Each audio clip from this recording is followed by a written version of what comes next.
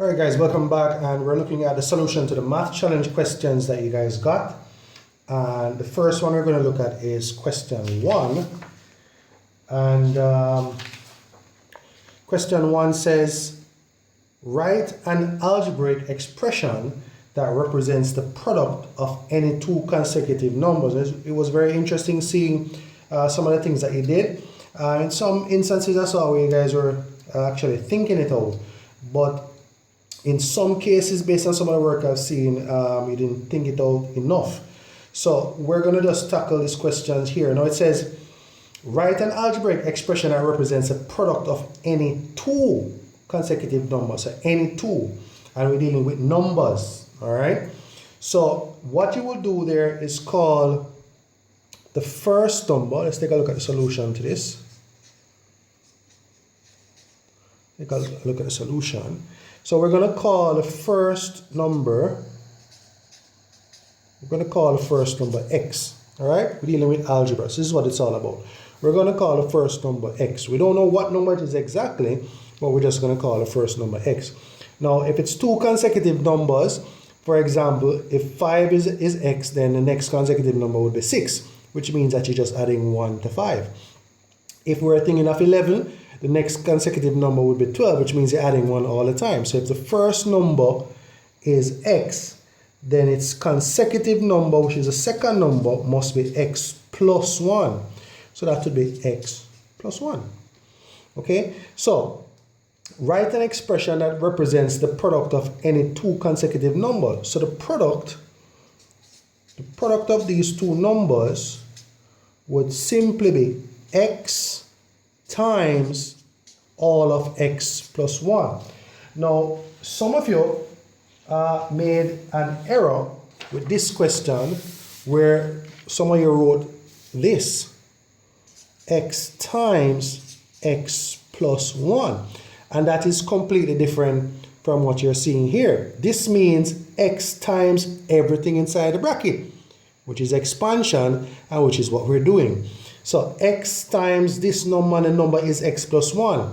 When you do this, when you write x times x plus 1, it's incorrect because only the x is being multiplied by the x. This guy is left out in the cold. So this expression here, if you were to write this as the answer, this expression here would essentially be x squared plus 1 because only the x is being multiplied by the x. So this would be x squared plus 1, which is completely different from what we have here. This means everybody inside the bracket will be multiplied by x. Because if you did this based on the question, you'd essentially be multiplying the first number by a piece of the second number. And that, my friends, is wrong. Okay? So, coming back here, it would be x, as in positive x times x. That's positive x squared. And positive x times positive 1, positive x. And that would have been the solution to question 1. And I hope some persons got it. Okay, let's look at question 2 here, which is a little bit more interesting. So it says, a rectangular floor has a width of x meters and a length 4 meters more than its width. And part A says, draw a neat diagram that illustrates the data above. So let's take a look at the solution to this question. So I'm just going to put that over here and see if it can work while seeing the question itself. So it says a rectangular floor has a width of x meters. So the width is simply x meters. I'm leaving out the meters for now because we know we're dealing with expansion and simplification. So the letters are what matters as opposed to the units right now. So the width is x and the length is 4 more. That means we're adding 4 to x. When I put 4 plus x or x plus 4 is the same thing. So that should have been the answer to part 1 there. That's part A that says draw a neat diagram that illustrates the data above. And that would have been the diagram there for 2 marks. Now part B, which is here, says write an expression that represents the area of the rectangular floor. So let's take a look at part B. Now the area of a rectangle is length times width. Okay? So what we're going to be multiplying is the length times the width, and some of you did this, which is not incorrect, but in order to do expansion, I'm just going to put this guy at the front, which is easier to work with, just like that. And again, for those persons who made the incorrect statement again by putting x times x plus 4, again you will be incorrect because you're only multiplying one piece of the length, which is not correct. All right. So you remember we're doing expansion, so you should have thought through that and realize we're expanding brackets. Right. So positive x, it says write an expression that represents the area of the rectangular floor. So we expand positive x times positive x is positive x squared, and positive x times positive 4 is simply positive 4x. And that would have been the answer to question 2. All right, good. Let's move on to the final question. Let's see what we have here.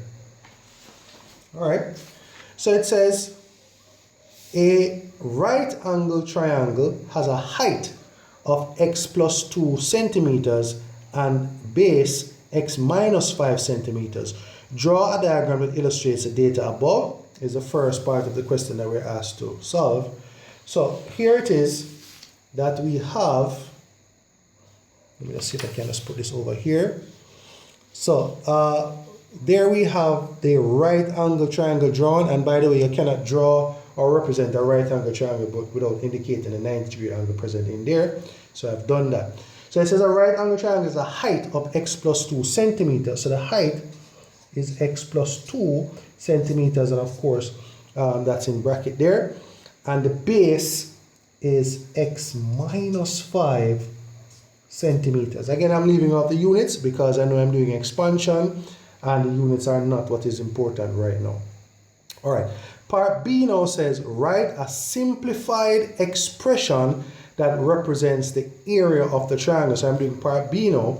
Write a simplified expression that represents the area of the triangle. Again, we're doing expansion and simplification. Now, if in tackling part B, the area of a triangle, of a right angle triangle, is half times base times height. And what we have here is a half, and the base is x minus 5, and the height is x plus 2. Now, all we're doing here, we have three things that we need to multiply, and again, as we discussed before, the recommendation would be to expand the back two first. Okay? So I'm going to put back the half here and go ahead and expand.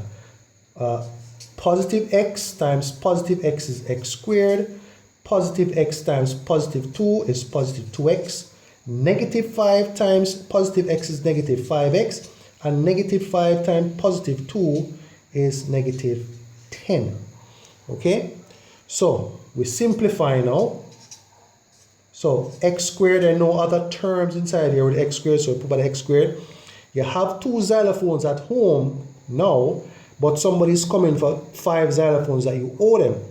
So when they come, you have to give them the 2 that you have and still owe them 3 xylophones.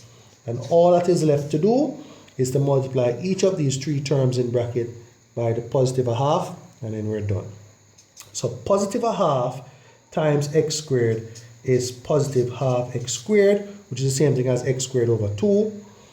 Positive a half times negative 3x is negative 3 over 2x. Why? Numerator, this is the same thing as minus 3 over 1 technically. So if we multiply the numerator, 1 times minus 3 is minus 3, 2 times 1 is 2, so that's what we'd get. And of course, half times negative 10 is like saying what is half of 10, which is 5, and the negative is there. We're going to put back the 5.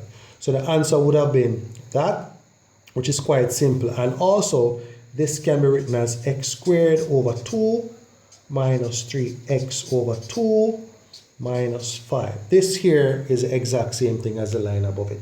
And that, gentlemen, would have been the solution to your math challenge questions. So tell me, how did you do in comparison to what the solutions are? All right. I hope you guys found this video insightful, and I'll see you guys on the next video.